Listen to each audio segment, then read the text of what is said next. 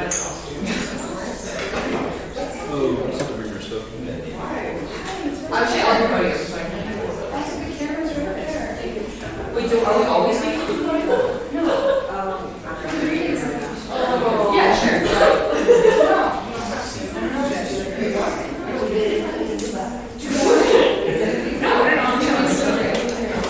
Where's the food? I don't know. Yeah. I'm gonna pretend like this is not. Oh, that's it.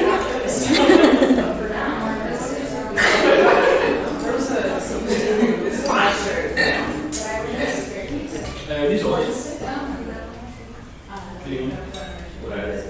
glasses, cake.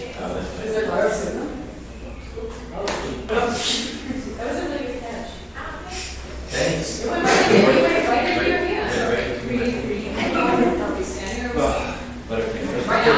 I knew you were going to stand there. I will stand down. And then the rest of us sit down. Yes.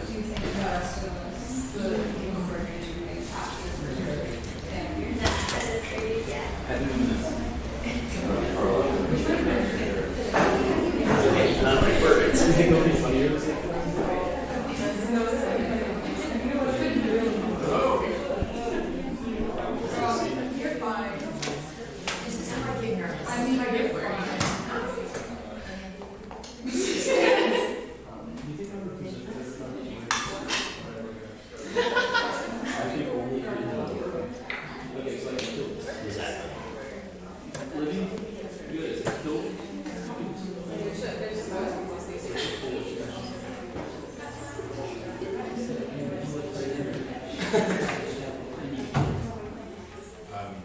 Speakers, when you get up to the lasers here. So are we all standing up there like that? I have a question. Is that connected to your computer? Or is that Just start calling me Greg. Keep saying that. Greg. Don't say that. you will devolve? Or evil? Yeah, I don't have. Devolve to a server. It's not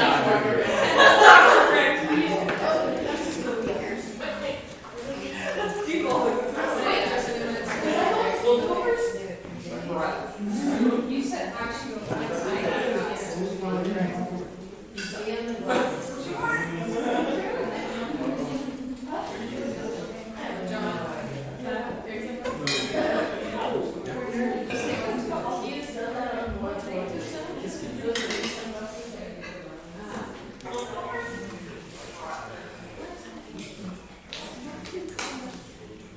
Hi everyone, my name is Kelly Gray Carla. I'm a professor with this Trinity group. I'm a writer and I teach English. We wanted to thank you first to all of you for attending and for learning with us what we learned. This is a primarily an ecology and biology course, but one of the cool things about it, we think, is that there are also a component from the humanities. There's a creative expression, and that's creative writing that the students do, as well as learning about the culture of Costa Rica, not just the natural environment of the biology. And so to begin our presentation, our 4 students will be reading their creative work about their experience here in Costa Rica, or about some of the wildlife that they have encountered. Many of them learned about that wildlife through interactions with you in this room who taught them about that. And so I know that they're grateful to all of you as well as to the Institute for hosting them and educating them. So without further ado, our first reader is Sophia. Thank you. Hi all, my name is Sophia, and this is my second essayette that I wrote for this course. Sunlight, a precious resource in the crowded and thriving Bosque Eterno de los Niños, filtered down in rays through the gaps in the canopy high above. Pollen, spiderwebs, and the occasional passing butterfly flashed in the rays, but one thing in particular seemed to sparkle, sending the light spinning. Wrinkled orange and slightly bigger than my extended hand, the seed pods of the woody vine Macuna monticola held large dewdrops in sticky hairs that caught the light and set it dancing. The hairs, while hypnotically refracting the light, should not be touched. While they may call to me, I know not to give in to their temptation, as they're coated in macunin, an enzyme that makes itching powder seem tame. In a stroke of genius, the vine coats the seed casing in its enzyme to protect maturing seeds inside. The seed coat finally shriveling up and dropping to the forest floor once the seeds are ready to be spread. Agoutis, reminiscent of guinea pigs, and coatis, rodents with a tendency to make trouble wherever they go, will then eat them, with their incisors adept at breaking open the seed pods and disperse the seeds, starting to cycle anew. Stepping down and around some tree roots and over a log covered in small brown mushrooms, I'm reminded that its enzyme is not its only innovation. The seed pods, though now brilliant orange, started their lives as curious green flowers. Unlike other plants, the vine doesn't need to produce colorful flowers to attract pollinators. Instead, the petals form a concave dish, designed specifically to attract one animal alone, Glossophaga sorensi. Tiny nectar bats found throughout Central America swoop down from the night sky to feed on the rich nectar deep within the flower. Their echolocation bounces off the flower's dish structure like sonar, enabling them to find the flower in pitch-black darkness like moths to a flame. However, this dish structure is only maintained if a bat has not yet visited the flower. When an unsure nectar-filled flower is touched by a bat, it springs open, showering the bat with pollen and dismantling the dish structure. As the bat roots up into the flower deposits more pollen onto its head and chest. Then, satisfied and content, the bat leaves the flower open, a giant signal to other bats that the flower's nectar has already been drunk, benefiting both the vine as more flowers get triggered and more pollen spread, and the bats as they are now led to more abundant sources of nectar. Thinking about the bats and their little sonar dishes, I will admit that I zoned out for a bit during one of Mark Wainwright's many talks about the vine. I came back in when he began intently cracking open one of the many shriveled pods littering the forest floor. We went silent, the only sound the crunch and skid of his boot as he probed the seed casings. Finally he stopped. Bending down, he plucked something from the mess, wiping off a few leaves and mud with the bottom of his shirt. As he held it up for us to see, I immediately recognized the iconic vicuna seed. Small, round, and brown, the dark seam running around the middle, almost all the way around, used in jewelry and as souvenirs across the country.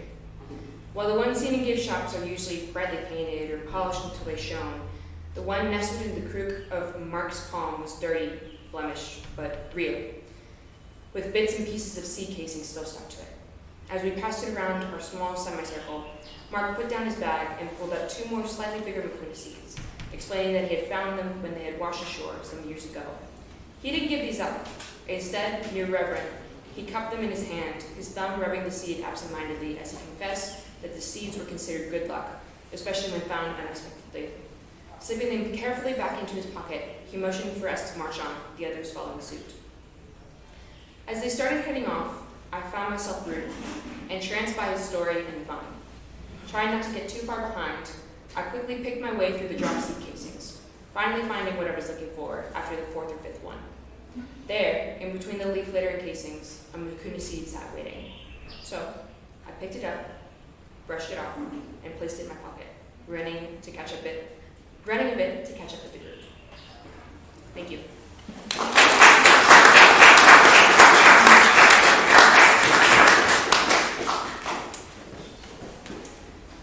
Hi guys, my name is Christina, and I will be reading my essay about a dinner time visitor. After a morning filled with walking downhill through the protected rainforest land known as the Children's Eternal Rainforest, we reached the San Bernardo Field Station. The single wooden building adorned with a dark green exterior sat quietly in the middle of the protected land on a patch of manicured landscape, which created a stark contrast with the untamed vegetation covering the side of the mountain it presided upon. Layers of epiphytes clung to the surrounding trees in a manner that thickened the space between woody growth, which collaborated with the full layer of saplings and brush underfoot to make the rainforest resemble an impenetrable wall of growth around the field station. We took off our muddy boots and slip ponchos on the porch and entered the wooden building, where we were greeted by the view of the rainforest below through the windows covering the walls like frames encapsulating remarkable artwork. The dense rainforest sloped over the elevation, which made the landscape outside the window appear to be a churning sea of green. A volcano peeked out from above the canopy a few miles away from the station, and the anthill-like mound blew steam and wisps from its rocky tip. After eating lunch in the station's dining area comprised of a line of picnic table-styled seating, we set our Sherman traps and listened to a presentation on the history of the Children's Eternal Rainforest surrounding us. By the time the presentation concluded, we were all ready for dinner. Luckily, the meal was ready to serve on the counter, separating the dining area from the kitchen, so we lined up and piled our plates with the spaghetti, meat sauce, toast, and vegetables laid out for us. I sat on my bench and curled long, buttery noodles around my fork. I ate my food in silence, and I was so exhausted by the jam-packed day that I hardly felt the soft thump on my sweatshirt-covered shoulder. My classmate sitting next to me watched the flight path of the green insect and tapped my hand resting on the table. She told me not to panic, then drew my attention to my shoulder. I tilted my neck to investigate, and a bright green leaf with two brick-colored eyes stared back at me. The insect's red eyes contrasted from the vibrant shade of green present throughout its body, and the small creature remained motionless on my shoulder, and all 6 of its appendages gripped the fabric of my gray sweatshirt with all their might, so much so they proved my half-hearted effort to remove it by blowing a burst of air at my shoulder to be ineffective. I examined its body further, and the insect did not seem to mind being rustled by my effort to shift myself so I could see it closer. Some research after the encounter revealed the green insect to be a katydid of the genus Microcentrum, whose survival tactics revolved solely around a cryptic coloration to render them invisible to predators. It was not difficult to understand how this insect managed to blend into its environment, since its body almost perfectly resembled a leaf with palmately netted venation. Complex system of light ridges ran along the length of the katydid's body in a methodically branching manner, which mimicked the vascular patterns present on a variety of plants throughout the rainforest. This mobile sliver of leaf revealed itself to be a male due to its relatively short abdomen lacking the curved segment used to lay eggs in the bark of trees, scientifically known as an ovipositor. His antennae were almost as long as the rest of his body combined, and the long green wisps moved from side to side as he watched me from his perch. I was puzzled over the fact he chose my sweatshirt as a landing pad. Its light gray color and cotton fabric did extremely little to hide my vibrant friend, and if his main survival strategy revolved around blending into the environment, it seemed odd he would choose such a revealing location. Nonetheless, I welcomed the guest on my shoulder, and after a few minutes of the katydid standing firm from his not-so-discreet location, I offered him a bite of what remained of my buttered spaghetti and vegetables. Expecting no response, I plucked a slice of buttery carrot no bigger than the cap of a pen from my plate and held it up to my omnivorous visitor. His tiny front appendages grasped the small bit of buttery carrot I offered apprehensively. Then, without breaking eye contact with me from his place on my shoulder, he opened his previously invisible mouth and began eating his feast like he had never tasted food before. His mouth ferociously nibbled as I held out the carrot, and I set the piece down on my shoulder to give him space to finish his meal without the presence of a finger roughly the size of his whole body in his face. I went back to finishing the remainder of the spaghetti still on my plate, and together we ate our meals in peace. I enjoyed the surprise company. Once the katydid decided he was full, he flew from my shoulder and landed on the wooden table in front of me, still chewing his final bit of carrot. He continued his ruby stare from his new place on the table, which also denied him any semblance of camouflage. I smiled at my new friend and waved goodbye before putting away my dishes, and after a moment of what seemed like katydid thought, he bent his left antenna in response. I stared at the katydid, who had just responded so clearly to my gesture. Before I could process what happened further, he stretched his translucent wings previously covered by his leafy exterior and retreated to the top of the arched door frame separating the dining room from the rest of the wooden building. I watched him from his new perch, whose woody surface was also incapable of providing him any camouflage. Even if his survival instincts were lacking, his actions throughout the encounter had been remarkably expressive, especially for an insect. After that long day, I was unsure if I was personifying his behavior too much or if the katydid was genuinely grateful for the free meal, and I hope for the latter.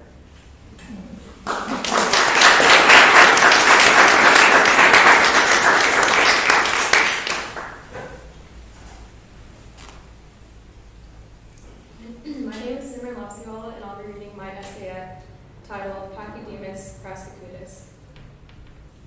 I trekked down the rough rocky terrain to the field station in San Bernardino, Costa Rica in my white rubber hiking boots. Although we have not been walking for long, I feel each rock underneath my feet, and I aim for the arch of my foot to hit the rocks in every step because it provides some sort of relief for my heels that have been carrying most of the burden. Around 9:30 a.m., we began this descent to the station with Mark Wainwright, an expert biologist seasoned in the ins and outs of the Costa Rican rainforest, where my class and I will remain for 3 days and nights. I orient myself in my surroundings.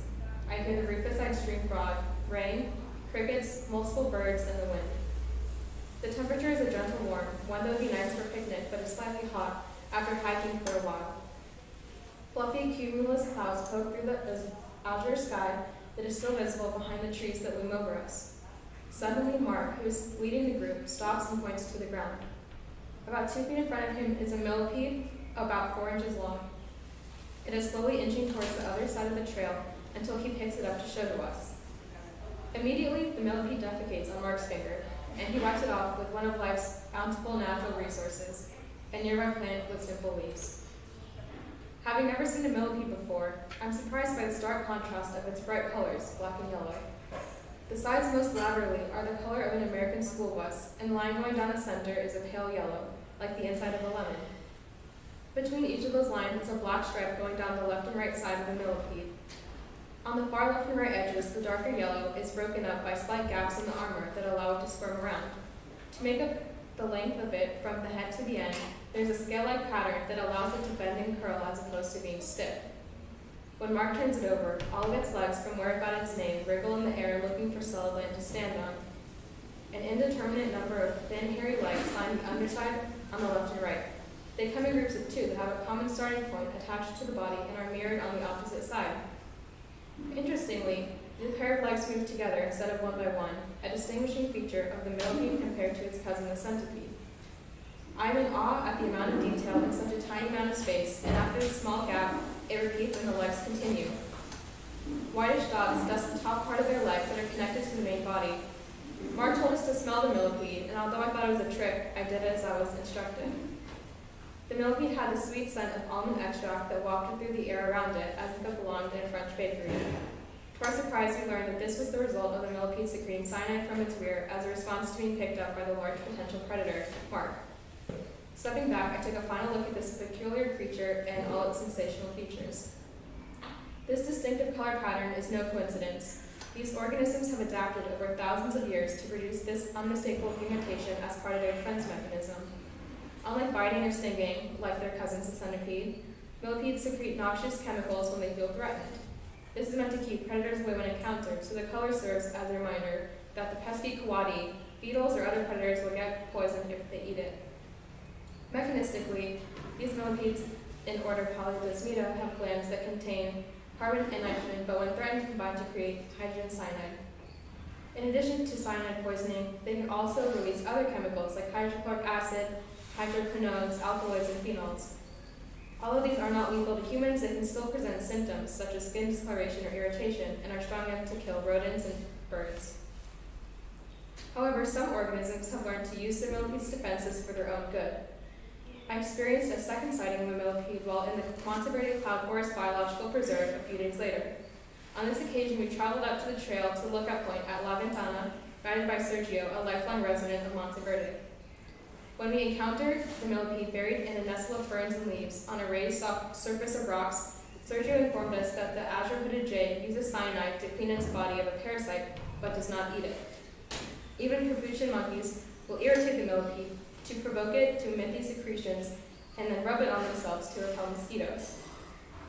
On the other hand, other predators have caught onto this mechanism and have worked around it to still be able to feast on the mellow millipede. After learning from trial by error, they have learned to prey on the millipede by eating everything except for those toxic pouches to avoid the poison. Millipedes belong to damp environments, so they are found abundantly in rainforests where they can perform their purpose of digging through leaf litter and eating decaying wood, feces, and plants as detrivores. This is extremely important to the ecosystem of the forest and helps to maintain a healthy balance of cycling nutrients and keeping carbon, nitrogen, and phosphorus cycles in harmony. When Mark placed the millipede back down in the bed of leaf litter, I noticed its quick movements, itching to get back to the dark, moist, and concealed nook and crannies of the forest floor, or scavenging for rotting wood to snack on.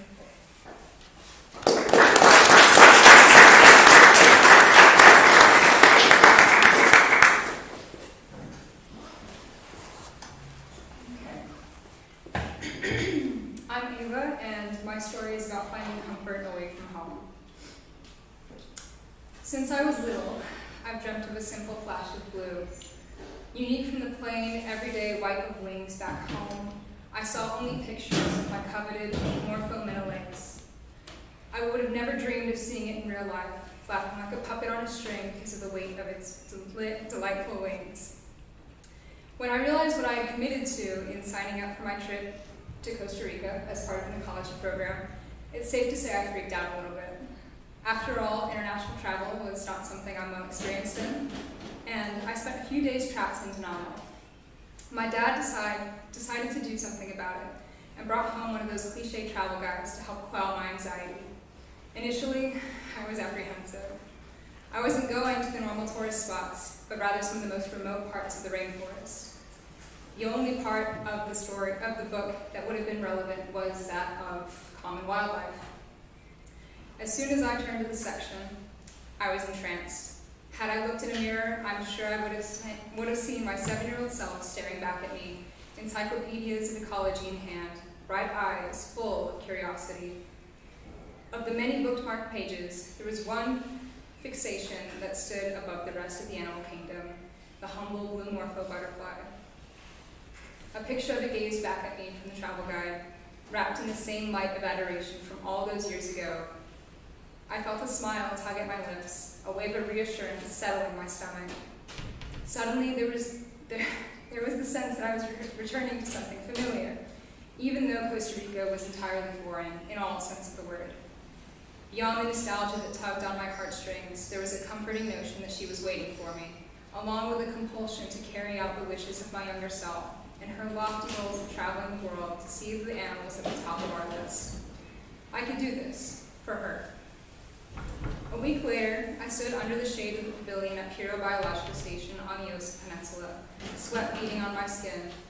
I was more or less used to the cold showers and no AC.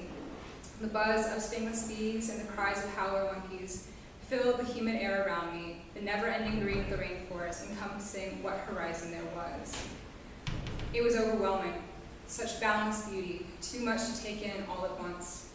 One more noise joined the chorus of the tropics, the call of my name, urgent and joyous.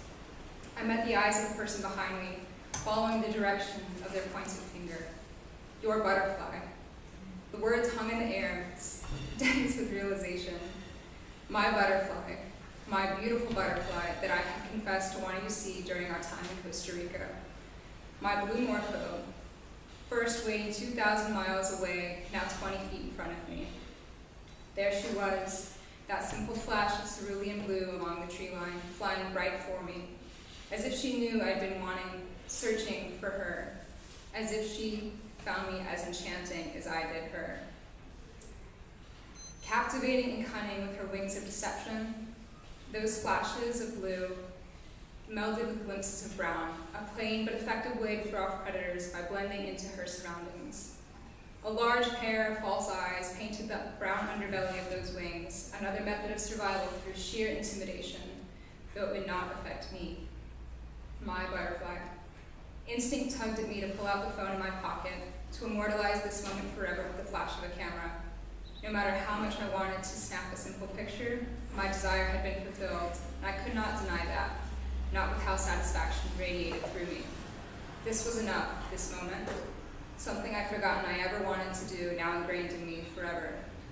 It was enough to intersect my world with hers for a brief moment, to see each other as we were. Those false eyes on her wings seemed to meet mine, and then, with a blink, she faded back into the forest, back into my dream. Thank you.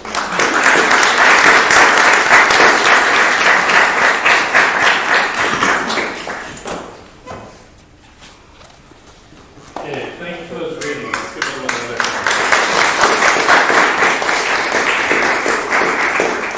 hand. So my name is David Ribble, and I'm a professor at Trinity University, and it's been my privilege to lead this 4th trip to Costa Rica for Costa Rican ecology. And I think what you're going to see today is each year the class builds on data that other students have collected, which results in a really invaluable database. And I think there's a lot of things that came together this year, both because of the amount of time we've been here, but also because of how hard this group worked and how hard they thought about things and so forth and so on. So I'm going to say some thanks later on in our presentation, but I would like to go ahead and launch our presentation on the science part. And Timmy, I'll let you introduce yourself. Hello, my name is Samantha. I'm the director of Status Quo Event and stand not behind the podium. But on behalf of the Trinity University's Costa Rican ecology students, I'm happy to welcome you to our presentation on elevational distribution, abundance, and diversity of small mammals from Palo Verde to Monteverde. To begin, let's first start with what ecology is. That is the study of factors that affect the abundance and distribution of species within their environment. It's a particularly important study because it allows us to understand the interconnectedness between humans and the natural world, as well as how we as humans can protect and serve the natural environment in the future. For example, over the past 4 weeks, us students have been observing and studying the abundance and distribution of small mammals right here in Costa Rica. So speaking of Costa Rica, excuse me.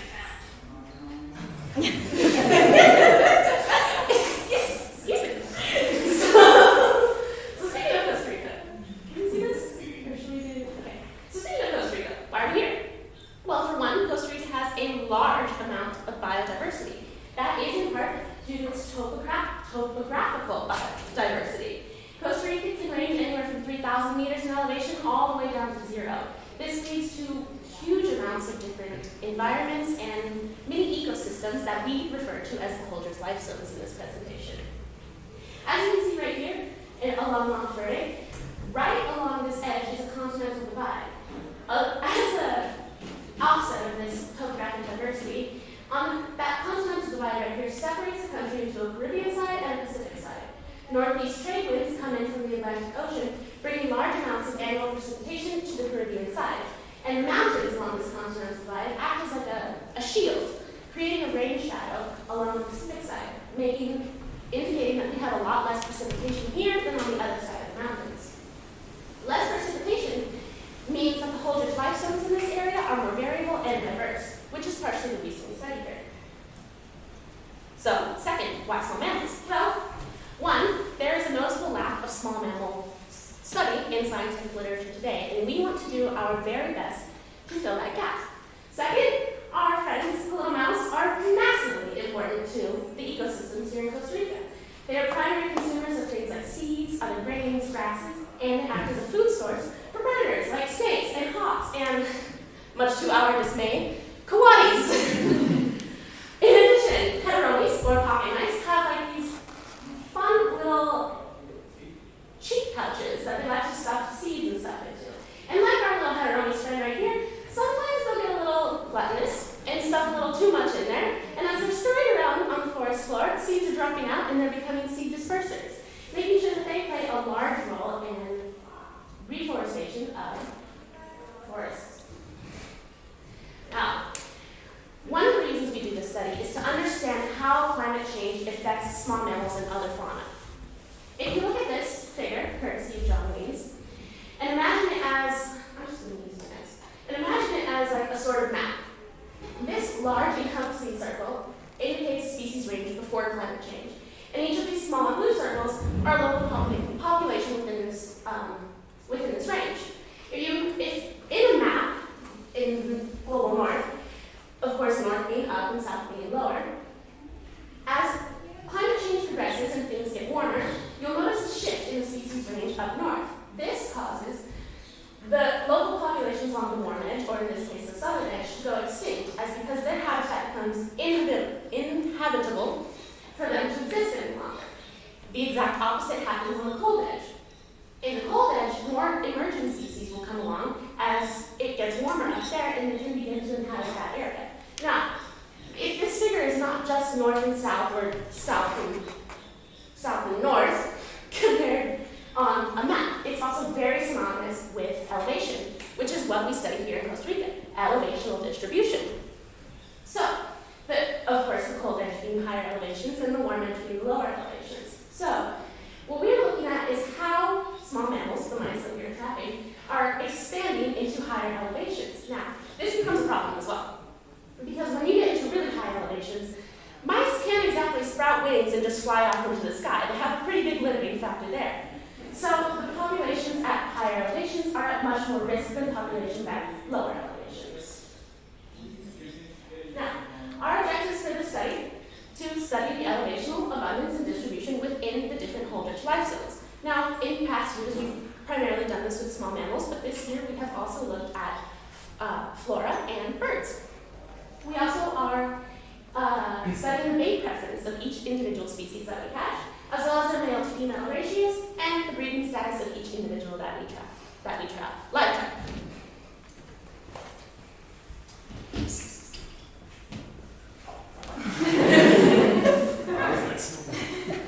I'm Ava again, and for this presentation I helped put together the GIS data and mapping. But for some further context, as Dr. Ribble stated, this study has been going on for quite some time now. Dr. Ribble first came to Costa Rica in the dry season of 2016, and he traps at these following stations. And again, we are looking at these different stations because they are distributed at different elevations, and we're looking at what species we're capturing throughout these stations as well. The following year, in 2017, Dr. Ribble came back with students, much like ourselves, from Trinity, and pretty much since then, every other year we've come back as a school or school program and trapped at a variety of different locations. This year we have had the privilege of traveling all over the country, traveling at beautiful sites, and of course, catching mice. So, we started our trip down here at the Osa Peninsula at Palo Biological Station. It was a great introduction to the methods, practicing how to handle mice, and of course getting all the data. But of course, as you can see, Oaks is pretty far away from the rest of the points where we stay. So as a result, there's not much focus of the OSA data in this presentation. That's okay, we have a lot more. From OSA, we came up to Palo Verde. From Palo Verde, we came up to San Gerardo.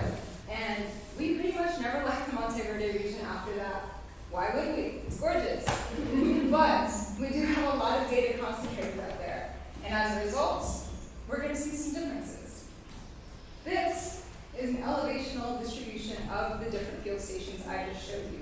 We've included some from this year as well as those in past years. And you can see just how widely distributed they are from the Pacific side to the Caribbean side. With this elevational difference, obviously there's going to be different flora, different fauna. And with this study, we're beginning to piece the species together where they lie throughout this elevational range. So, another important variable for this part of the study, elevation, feeds into whole-ridge life zones. Timmy mentioned that at the start. There's been a pretty big step up, I think, this year in the focus of this in relation to our study, because whole-ridge life zones are so dominant in Costa Rica. First developed by Leslie Holdridge in 1967 as part of the study, Holdridge life zones take biometric information such as temperature, humidity, altitude, latitude, so much more, and they essentially categorize different environmental conditions as life zones. Costa Rica, very biodiverse, has a lot of life zones, and obviously this is very overwhelming, but as climate change is slowly becoming more prevalent, these life zones are being affected. And as Tim said, that's affecting the populations living in these life zones. For the purpose of our studies, we chose 6 individual life zones to focus on specifically in the field stations where we've been trapping. So you'll see this key as well as this one, talking about stations we've been to, the life zone they fall under, as well as the abbreviations for those field stations. It's worth noting now that life zones 4 and 5 specifically do contain a lot more field stations than the rest of them. And that will present some bias as we talk about abundance and biodiversity. Regardless, they're still very important to consider in the context of this presentation. Finally, this other map is just a zoom in of the Monteverde area. It contains most of the field stations we've been at the last 2.5 weeks. And the life zones here start at 3 and go to 6 as you move further north. So, as we talk about the data we've collected, as we talk about the species that we see, it's important to have these life zones in the back of your mind as they kind of contextualize the variables like elevation, temperature, humidity, and others that define a species habitat. With that, I hand it over to Josh. Now it's my turn. Alright, so I'm Josh, and I'll talk about our methods and data collection for this study. So at each field station we visited, we established 3 transects along different trails. Each transect had 10 stations spaced 20 meters apart. At on stations, we had 3 live Sherman traps. And we had a small odd numbered one that included oats and peanut butter as the bait type. We had an even small one which included seeds and vanilla extract as the bait type. And then the large traps contained both bait types. And then at even stations, we only had the 2 small traps. So along these transects, we also put camera traps to try and capture footage of passing by animals. We trapped this setup for 3 nights at each field station before moving on to the next. Now, once we caught a mouse, we actually prepared it and we processed it in a few different ways. First, we bag it to record its mass, and then we observed different features like the sex, the breeding information, and the age of the mouse, as well as taking measurements like total length, tail length, and hind foot length. Now, before releasing, we ear tagged each mouse so we could determine if it was recaptured later or not. Now, here's a table showing all of our individual and capture data from this year, as well as the cumulative captures since 2016. Now, individuals accounts for different mice within each species that we've caught, whereas captures is just how many total of each species we've caught. So those include recaptures, right? Because sometimes we'll catch a mouse once, twice, even all 3 nights. But yeah, we call those trap happy nights. But so that's where we want to distinguish between different individuals versus total captures. And you can see the 4 highlighted rows are the species of mice that we've caught the most throughout the study. And that includes the 3 species within the Heteromes genus, the Paramyssus nudipes, and the Sigmodon hirsutus. Now here's what each of these look like. It's worth noting that the mouse depicted for the Heteromes is actually the Heteromes nudipes, or nubicolens, excuse me. We'll get to that in a second. And here are the Paramyssus and Sigmodon. So when it comes to differentiating between the 3 Heterome species, we used a couple different tools. The Salvini is pretty easy to distinguish between the other 2 based on external features. And so we knew that we caught that species up until around 750 meters on the Pacific side. Now, when differentiating between the Desbrestianus and the nubicolens, it's a lot more difficult to use just external characteristics, so we had to look at their population distribution instead. We found a published figure from Anderson, Robert, and Tim that stated that Desbrestianus was found below 1,350 meters on the Pacific side, and that nubicolens was found above 1,350 meters on the Pacific side and across down to the Caribbean. We wanted to confirm this though, so we looked at some of the data from the Heteromes we caught at Finca Rodriguez, Crandall Reserve, and Monteverde Biological Station. So here's that data from the Heteromes we caught at Finca Rodriguez, which we determined to be Desbrestianus. Now each of these is a box plot, which displays the minimum, the lower quartile, median, upper quartile, and maximum of a sample. And for each of these characteristics, we compared the published data for nubicolens and Desbrestianus, also found in the same paper, and we compared that to the data collected from our sample at Finca Rodriguez. Now, comparing the total length of these is what was most helpful in identifying the species as Desbrestianus. You can see that in the entire range of our sample of total lengths from Finca Rodriguez fell within Desbrestianus and completely outside the range of nubicolens. So now, when we look at the mass in hind foot, although there is some overlap in the ranges, the distribution of that caught, or of those caught at Finca Rodriguez, still more closely aligns with that of Desbrestianus. So all this combined, we felt confident in confirming that Desbrestianus was found below 1,350 meters. Then we wanted to confirm that above 1,350 meters was nubicolens. So we took a look at the mass of the Heteromes caught at Crandall Reserve and Monteverde Biological Station and compared those again to the same published numbers. Now again, there's some overlap here, but the distributions of masses from both those species much more closely aligned with that of nubicolens. So we felt again confident in confirming that we had Heteromes nubicolens above 1,350 meters. Thank you.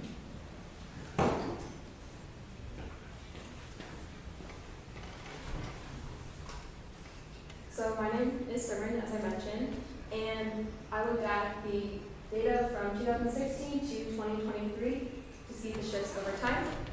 As Josh mentioned, we were able to differentiate between the different species of heteromes, the nubiculans of Mercerans in Salvador. So we wanted to look at how did these change over time since we began trapping in 2016, the abundance of these different species. So based on the elevations that were found at, as Joshua explained, we found that San Gerardo in limestone 6, Monteverde Biological Station in limestone 5, and Crandall in limestone 5 all contain the heteromene species nubiculans. So we made the assumption, because only this year did we start looking at individual species instead of grouping the heteromes as just one group. We did make the assumption that all the heteromes we caught in previous years was also nubiculans, so we could look at it over time. This is looking at the number of individuals captured. So the biggest observation that we found was here in San Gerardo. In 2021, we captured a lot, as you can see, but in 2023, we actually captured 0 mice there, which we found very surprising, especially because Monteverde Biological Station and Palo Reserve both went up in mice this year. We don't know why this is, but we know that there are still heteromes mice in San Gerardo because we have camera traps and we actually caught 4 mice on camera traps alone. So we don't know why that is, but we thought it was interesting. This is looking at the abundance of the Desmarciana species. The stations here were Osa, San Luis Station, La Calandria, Finca Rodriguez, and Nacimiento y Vida. Over time, we noticed a pretty steady decline in La Calandria. However, we noticed an increase as of 2021 to 2023 in Finca Rodriguez. We thought this was interesting because they're both secondary forests in the limestone 4. So we aren't exactly sure why we're seeing an increase in one and a decrease in the other. We only started trapping at Osa and San Luis Station in 2021, which is why the lines start here.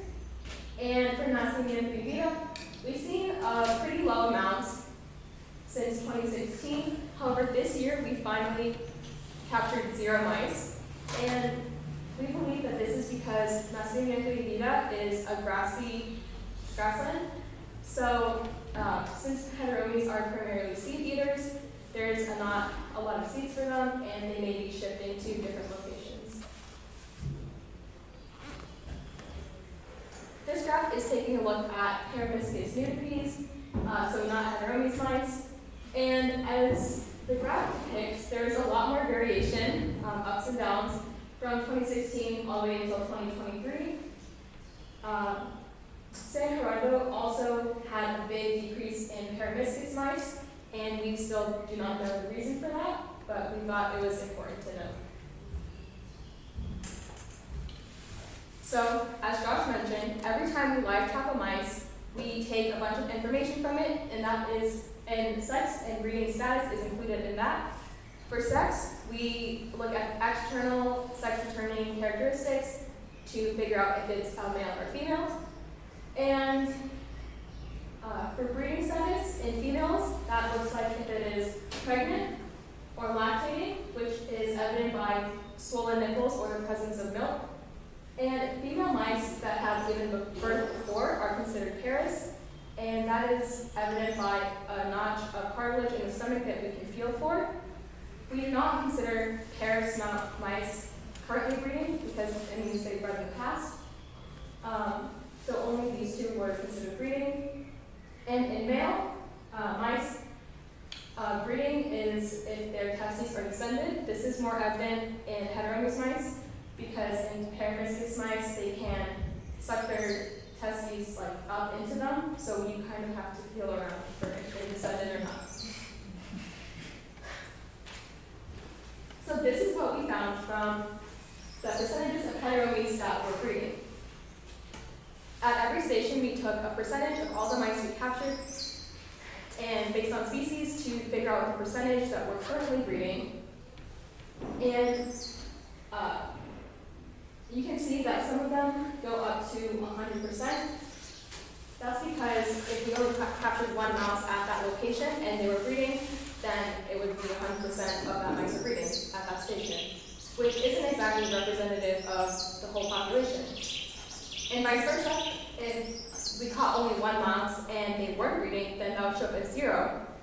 And then you may ask yourself, like, how do you know if we just didn't catch any mice or if we caught mice and they weren't breeding? Because both of those would show up as 0 in the graph. And in an effort to combat this, we created an average line. So if we caught 0 mice at that location, 0 would be taken into account to lower the average, versus if we had just not caught any, that wouldn't really affect the average line. So we noticed a big decrease in 2021 that mice weren't breeding as much. And we believe that this is because when they came here to trap in 2021, the wet season hadn't started yet, so they weren't able to catch as many mice, which could have lowered the breeding percentage or skewed the results. However, whenever we looked at this year, numbers are back to similar to how they were before 2021. This is taking a look at the sex ratio. This graph depicts the female percentage of heteromes mice that we captured. We noticed that we capture a lot more female mice than males in the heteromes group, so we were trying to think, well, why is that? And we believe it is because of their home ranges. Males have a larger home range, as evident by the orange dot, and they take up like larger areas, whereas females have a smaller home range, so their radius is a lot smaller.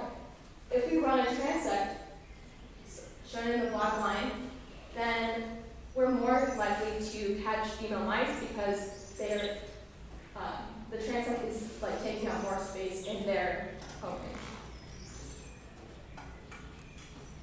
So something that is interesting we found is that we have the complete opposite result for paramecious mice, where we have less than 50% captured are female.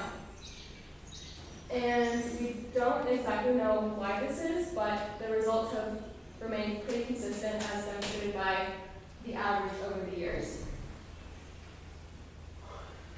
And lastly, we're taking a look at the breeding percentages of paramecious mice. Similar to their abundance, there's a lot of variation here over the years. And yeah, we don't know exactly why that is, but it is important. And there's also the decrease in 2021, like there was with heteromes mice.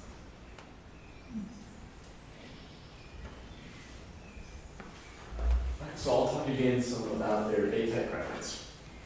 So when looking at the 3 heteromy species, we built a contingency table showing the relationship between each 3 species and the type of bait they were caught with. And as a reminder, both accounts for mice caught in big traps, and those were set only at every other station, so that's why they have a much lower expected frequency. But with this contingency table, we ran a chi-squared independence test. We got a p-value of 0.15, which had a significance of 0.05 that shows that there was no association between species type and bait preference. So with that knowledge, we clumped them as a genus and ran a chi-squared goodness of fit test. And this bar graph shows the observed frequencies versus the expected frequencies of the bait types that they were caught with. And for that, we got a p-value of 0.77, which shows absolutely no preference for bait type. With paramecious nudipedes, we ran a chi-squared goodness of fit test as well. And for that, we got a p-value of 0.06, which is almost significant. But if you look at the observed versus expected, we caught a lot more in both. And that tells us a little less about the bait type, and it might point to the fact that they like big traps over small traps. So we need to explore this a little more to figure out why that trend is shown. When we ran this for Sigmadon, we actually got some good results. We got a p-value of 0.03, which is significant, and from looking at the observed versus expected values, it's pretty clear that they showed a strong preference for the peanut butter and oats bait type. So that's helpful for future knowing what bait to use when trying to catch different species.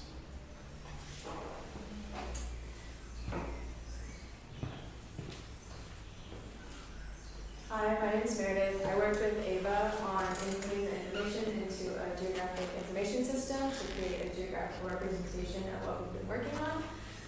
So here you can see proportional abundance, and this is represented by two different factors. The first being the number of individuals captured, and this is represented by the size of the circles. As you can see, there are some that are bigger than others. For example, Monteverde Biological Station, we caught 23 individual mice.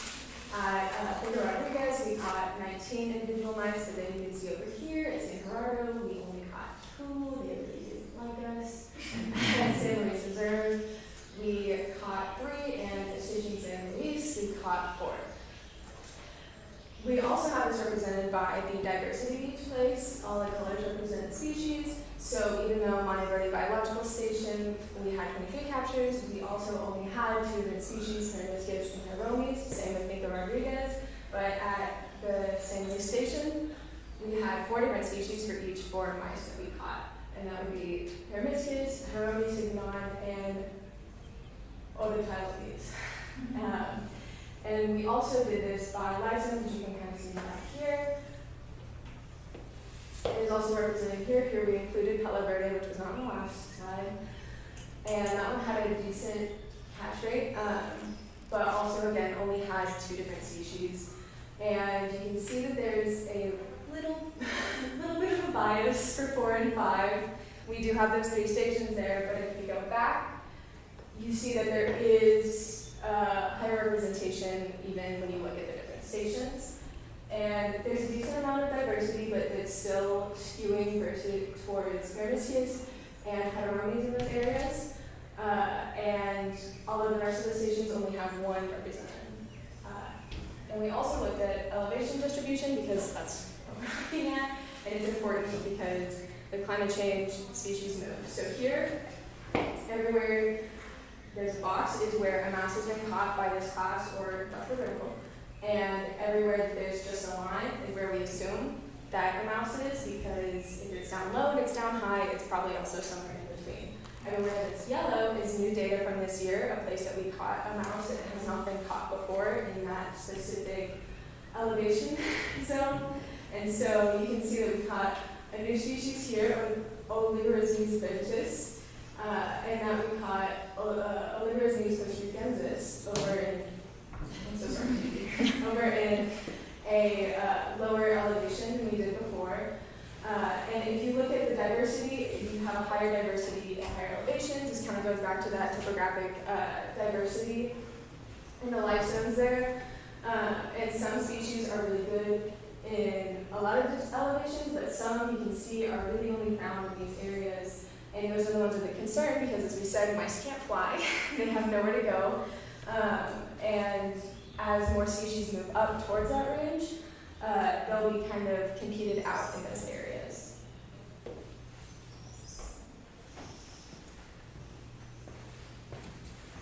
Hi, my name is Grace, and I really like plants, so I decided to take kind of an inventory of all of the plant species that we observed at each location. And this is really important because, yes, we're studying mice, but what do mice eat? They're herbivorous, so we always have to go back to the plants that make up the forest that we're looking at. And we observed 223 different plant species and within 80 different families. And this sounds like a lot, but there are over 10,000 native species of vascular plants in Costa Rica, so we saw about 2% of them. So if I were here a lot longer, maybe we'd get the number higher.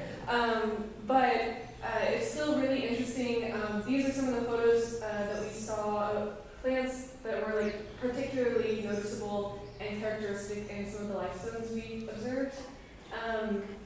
I also noticed a lot of interesting plant modifications here that we don't necessarily see in temperate zones.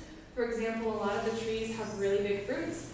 This makes sense because they rely on primates, rodents, frugivorous birds, and bats to carry their seed away to be germinated.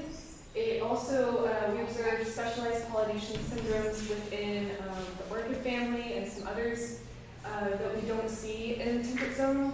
And lastly, there were a lot of spines and trichomes on things to prevent certain types of herbivory, but there weren't as many instances of secondary metabolites that cause like contact dermatitis, things like poison ivy and poison oak that we see in temperate zones that we don't see here. So those were all really interesting observations for me. And so I created a master list of all of the species that we saw within each Holdridge life zone and organized it by family.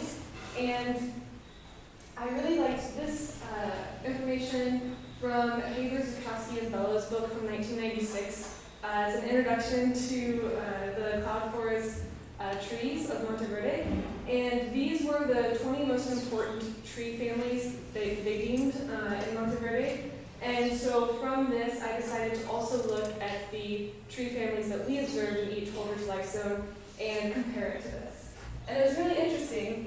This is the proportion of species in each family that we observed at each life zone. So this is Holdridge life zone 1, OSA. And you can see it's not really that diverse, and it could just be because this was the first place we went to and I was still learning my plants.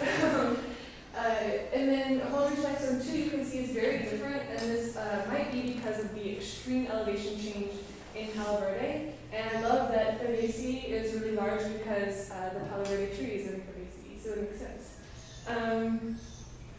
There's not a Holdridge life zone 3 graph here, and that is because we spent only 3 days in St. Louis Reserve, and those 3 days we were just there to trap, and we didn't stay there. So there was not a whole lot of time to observe the plants around us. But Holdridge life zone 4 and 5, those were much more diverse, and that was really interesting because they have higher elevations, although they do also have more trap field stations that we went to. And then Holdridge life zone 6, that was San Gerardo, also had a lower diversity in plant families, but this could be because we were on the Pacific side as well. And we also stayed there only 3 days. And then there were a lot of overlaps with the plant families mentioned in Zukowski and Haber's book compared to the observations we made as a group. So this was really interesting, and hopefully it continues to be a part of the study in the future because it's something we need to consider when we look at small plants.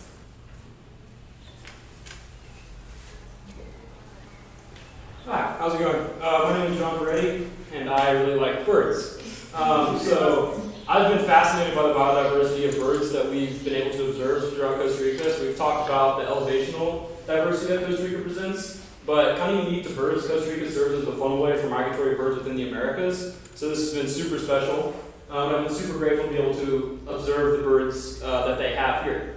So what did I do? I took a daily checklist every day where I identified the bird species, and kind of how it works within the birding world is it's all based on the honor code. So this is either done if I was sure of the bird by sight or sound, but oftentimes I corroborated with a second source, so especially thank you to Mark Wainwright, Michael Cruz, and a couple of others. And then also we had the camera traps at each field station, so I used those to help identify birds.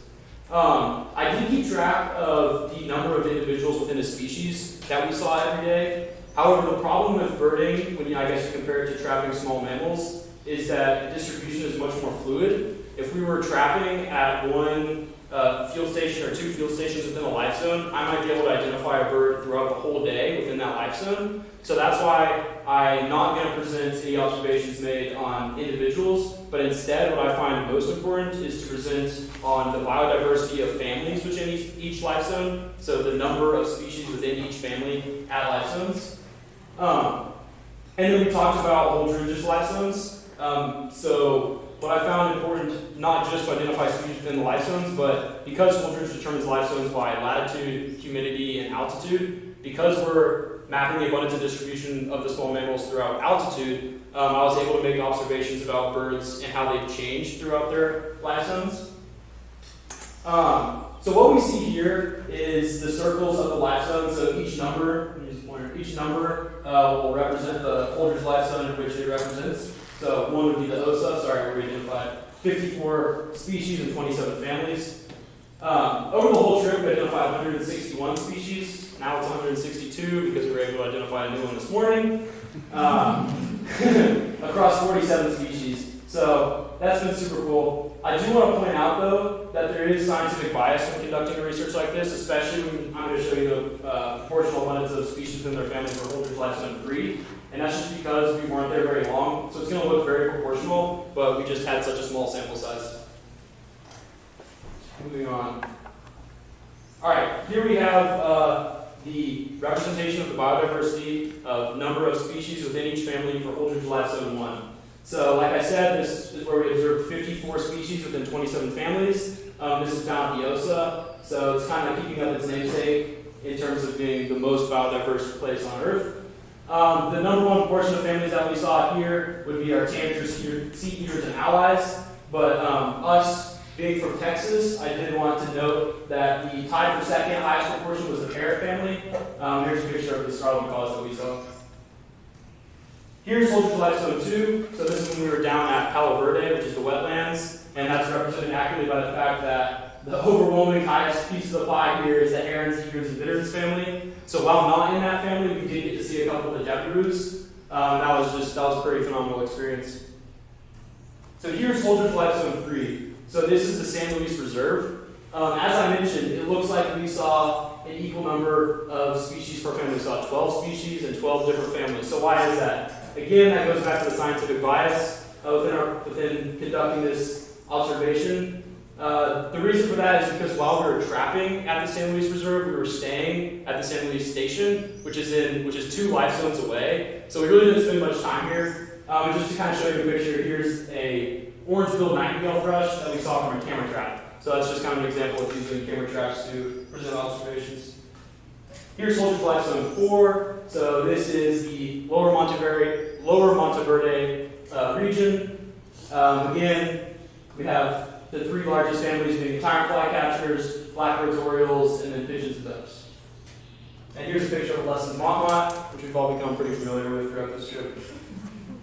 Here's Holdridge Lifezone 5, so this is the Upper Monteverde area. While we're talking about scientific bias, we do see that the largest family was hummingbirds. And the reason for this, I believe, to be the fact that when we were at the Monteverde Cloud Forest, we went to that hummingbird garden, and we identified 6 or 7 species while just there. So it may not be completely accurate, but we do see that Holdridge Lifezone 5 is incredibly biodiverse. We identified 54 species within 26 families, so pretty close to those. Here we have Holdridge Lifezone 6. So this is going to be up on the other side of the continental divide in San Gerardo, with our highest families being blackbirds, orioles, hummingbird family, and then tyrant flycatchers. So here's what I find most interesting and kind of the biggest takeaways from observing birds.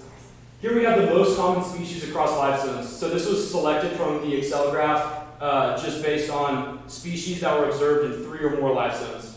So there's a couple takeaways. Firstly, there are species that we would expect to see in Costa Rica because they have large ranges in Costa Rica. For example, the national bird, the clay-colored thrush, has a large range within Costa Rica, so we would expect to see that across different life zones. There's also birds that we would expect to see in the Americas because they have large ranges in the Americas. So the tropical kingbird or the great kiskadee, where we saw, again, across 3 or more life zones. However, there's also evidence of birds such as the blackbird vulture, turkey vulture, great-tailed grackle, and the house wren. And these ones also have incredible ranges across the Americas, but for me these are kind of more disappointing to see across life zones, partly because I find them drab. These birds are not very colorful, especially when you compare it with the parrots and toucans that we saw while here. But also, we believe the scientific world believes this to be evidence of homogenization of species, just as global climate change impacts birds.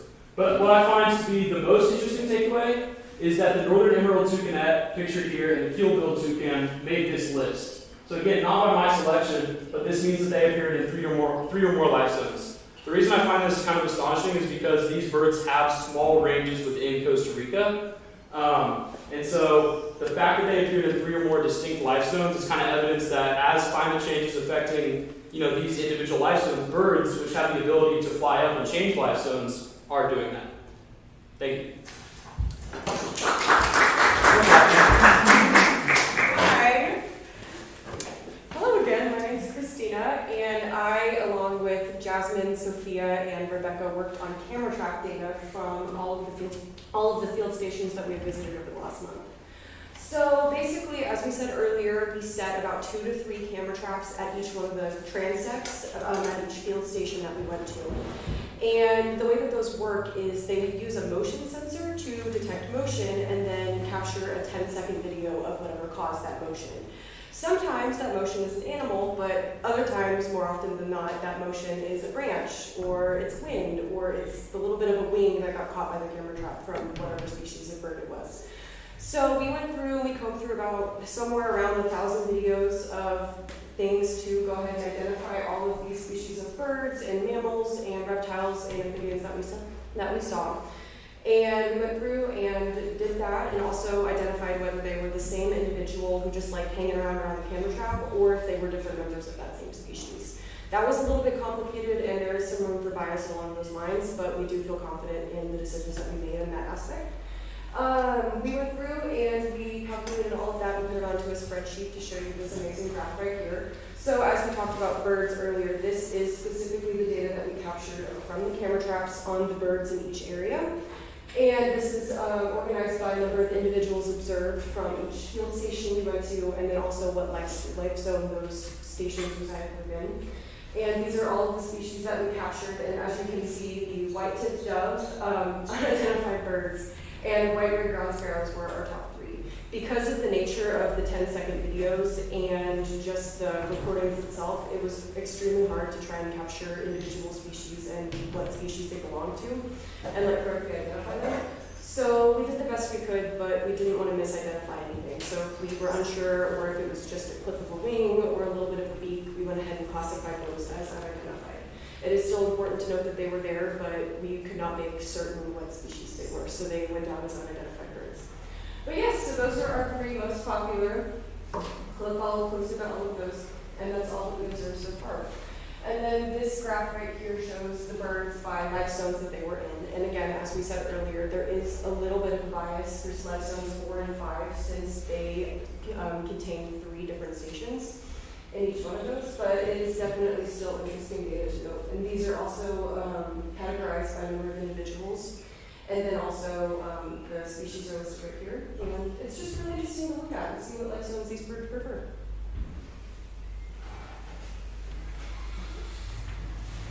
As I mentioned, my name is Sophia Zavala, and I'm part of the group that dealt with the camera traps during this past month researching here.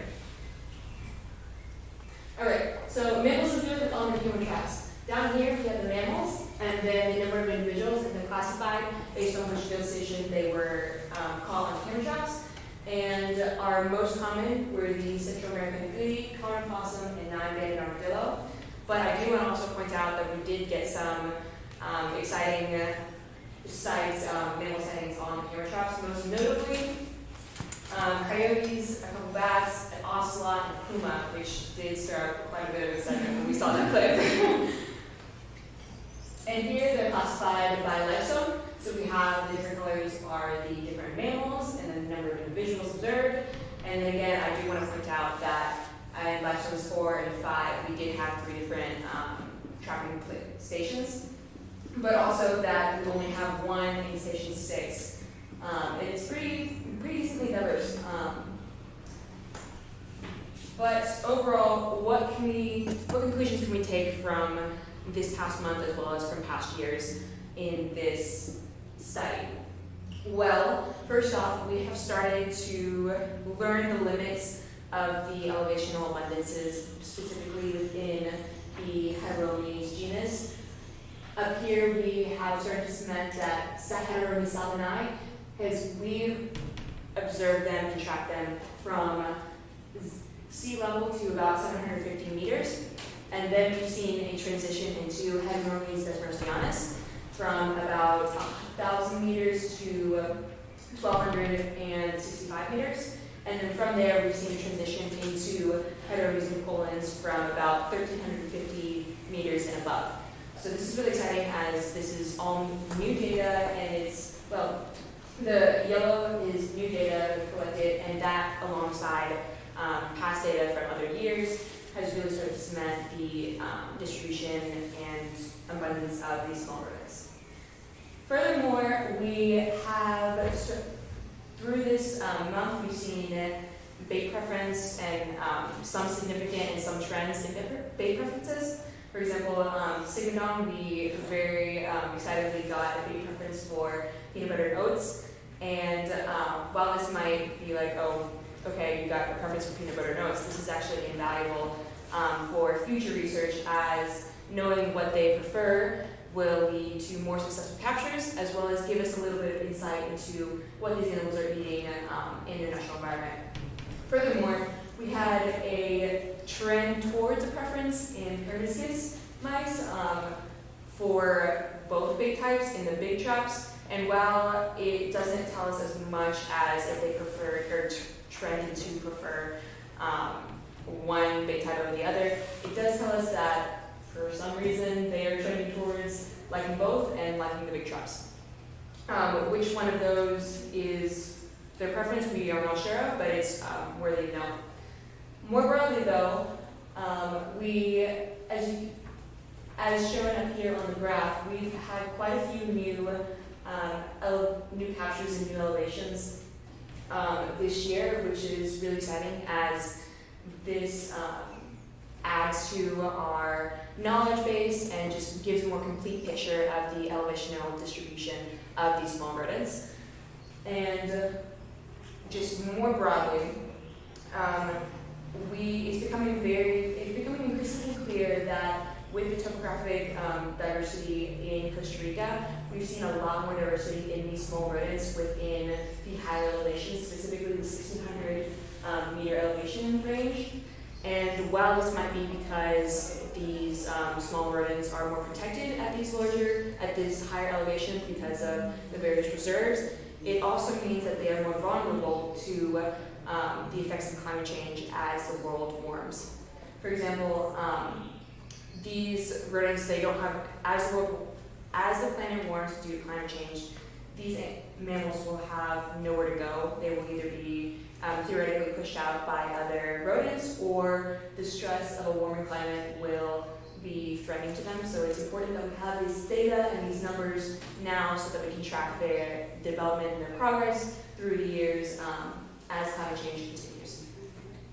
But overall, along with just the observations that we have of these small mammals, along with our preliminary observations of birds and plants within the area, all of this goes towards just broadening our bank of knowledge so that we can better protect and preserve these species, as well as learn to work with them and better the environment for future generations, as well as protecting them and preserving them for future generations.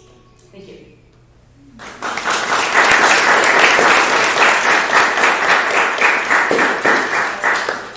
We'd like to take this time to acknowledge and thank Trinity University, as well as Monteverde Institute, as well as Michael Cruz, Mark Wainwright, Eladio Cruz, Willow Sukowski, Sarah Wicks, Deborah Hamilton, Richard Laval, and the good folks at Monteverde Coffee for all of their help and expertise, because it was invaluable and really added a lot to our experience today.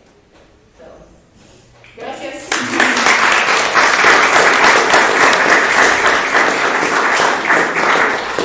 So I've asked the speakers to come up if anybody has any questions they want to ask. And also, Douglas, we should have included your name up there. For your help, yes. So does anybody have questions they want to ask? Yeah, I have a question. I don't know if while you were doing all these studies and you were doing the camera tracking in San Luis, you saw some fertilizers or maybe one. I don't know. Because, well, now that you were talking about mice, either probably one of the foods that snakes like this have. And relating all this with the climate change, I've heard that in San Luis, for example, these snakes are becoming more common in that area. I don't know if it was the case for you while you were doing all these studies there in San Luis, if you saw any of them. I can take this if you guys want. So we kind of got skunked in terms of snakes that we saw this year. I think we only saw four or five different species. which was a lot less than in years past. So again, we don't know why this is, but it is valuable information. But to answer your question, not at St. Louis. But our guide, our night walk guide, Gino, did mention, because we were like, well, it's nighttime, is there anything snake-wise we need to be looking out for? And he was saying that in years past, he only see a few of them, but now it's much more common to see it like on an often basis, even though we didn't see any, which personally I was happy about. Additionally, we didn't catch any snakes anywhere on camera traps, which came a bit of a surprise because we weren't expecting to see, or I was expecting to see a snake or two on the camera traps. We don't know why that is, whether it was the position of the camera traps or where they were, but no, we didn't find any camera traps. Lila did run into a coral snake in Santa Gerardo, so we can show that picture to you after. That was pretty sweet. Yeah, it's on the, it should be going, yeah, if you look. It's up in that corner. Yeah.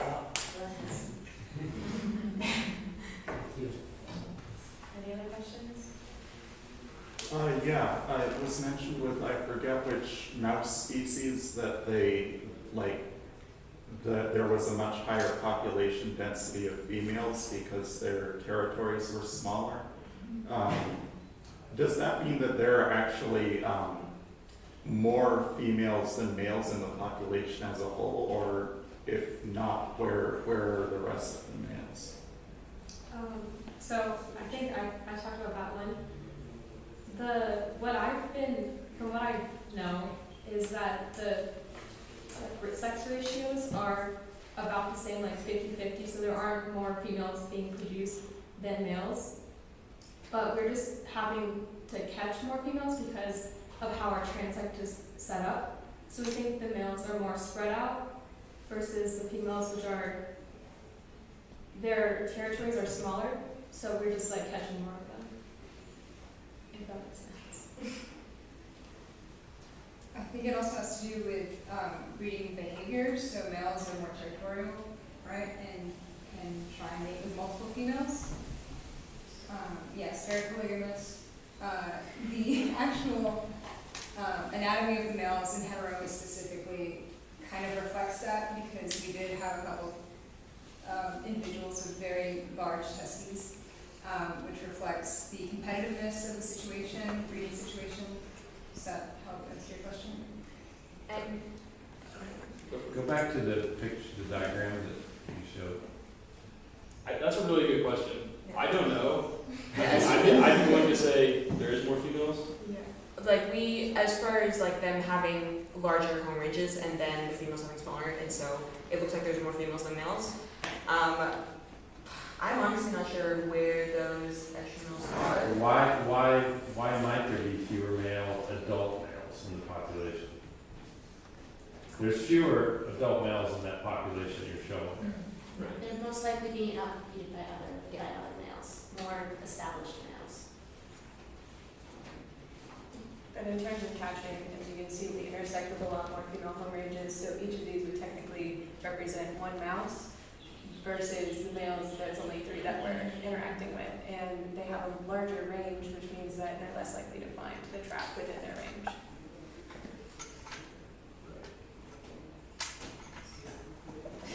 Any other questions? Comments? Yes, Andrea. Thank you. There was a lot of information.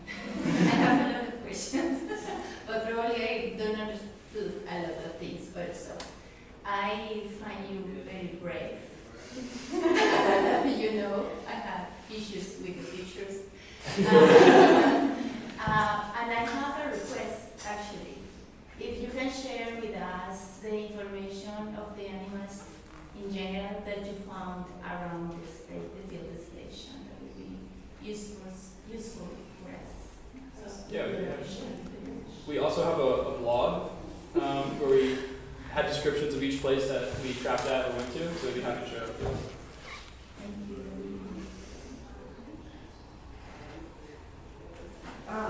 Thank you, first of all. You've generated new knowledge here, and I appreciate how you shared it. It would be great to have a copy of your presentation to have in our digital collections. which I can tell you people outside of Monteverde and other parts of the world do look to for information on Monteverde, so thank you. And I wonder if you or you, David, have looked, or if it would be of interest to look at weather patterns in the years leading up to these sampling events. Doing some kind of multivariate analysis. Obviously, climate change on a large scale is a huge deal, but what about El Nino years or La Nina years, if you've included any of that in your analysis? I think it was mentioned that 2021 when they first got here, that it was a wet season, but it wasn't really wet, and you could see a little bit of a drop in the numbers in certain places. But I do think it would be interesting. We're entering into an El Nino year now, and it seems like we're on the increase again, but it might decrease as that continues on. Great question. We need to do that.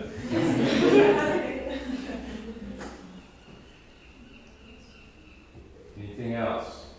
I have a question. I don't know if you know, we had really bad wildfires in Palo Verde this year. I don't know if you saw the impacted area, and I don't know how do you think it could impact the distribution of small mammals around the area. I don't believe we got to see it. We did hear it mentioned, and I'm not particularly knowledge about wildfires with small mammals, but I do imagine that they're important to those areas because of reforestation with the pocket mice. So it'd be something really cool to look into.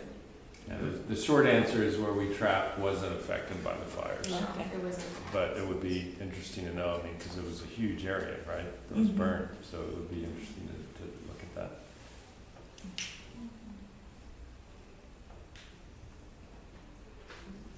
Okay, I'm going to take this opportunity to sit down. To thank a couple of people that have been very instrumental in this course. First of all, Alexandria is new to the Monteverde Institute and also new to Trinity, and so we think you should now become part of the family. And we have a Trinity athletic shirt for you. Thank you.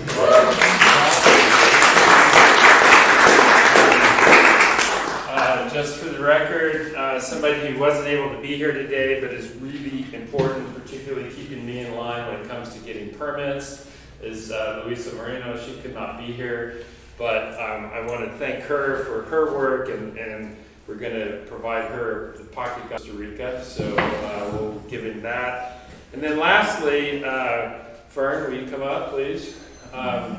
Fern has been here since we started, and she used to be in Alexandria's position and helped us think about this course a lot. And now, of course, she's the executive director, so she's been with us through all of this. And in appreciation, Trinity has a press, Trinity University Press, and they recently published a book, and I saw the title of this, and I thought of Fern because it says, this book is about revolutionary women of Texas and Mexico. So when the next edition comes out in Costa Rica, I think Fern will be in this for sure. So anyway, in appreciation of this book for you. All right.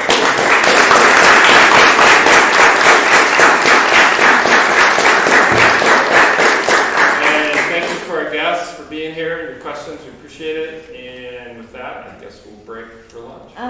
Before lunch, do you think you can gather in the green area to take a picture? Oh, absolutely. We just do that. Thank you. All right. Thank you very much.